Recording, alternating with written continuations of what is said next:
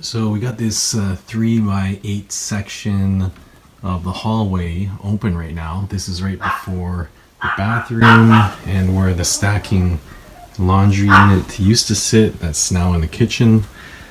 So it's open here because we've sprung a major leak in this hot water line. You can see there's a new PEX line that's in there with some shark bite.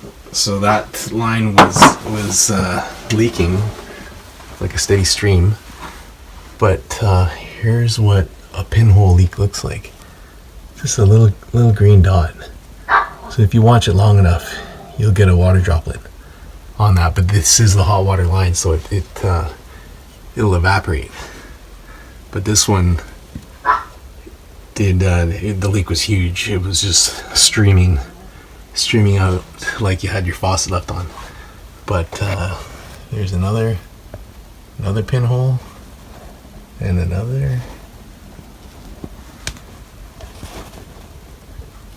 And another. Another. You can see the stain underneath this one of the actually you can see the droplet right there. Let me move right here. So there's a pinhole. Focus. There's a water droplet. Yeah, so that's wet. So currently leaking in the hot water line. Okay, so this section of ceiling, we'll put it back in, but not before replacing. We're gonna do the hot and the cold here.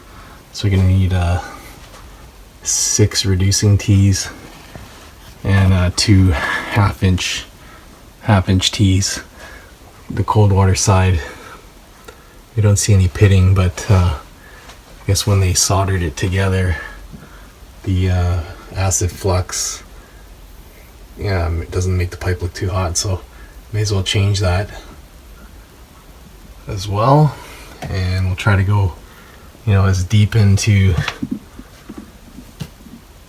the other parts of the house as we can. Just cut that back, and I'm probably going to be shark bite going back on here. But that's what every time you see a dot in a copper pipe,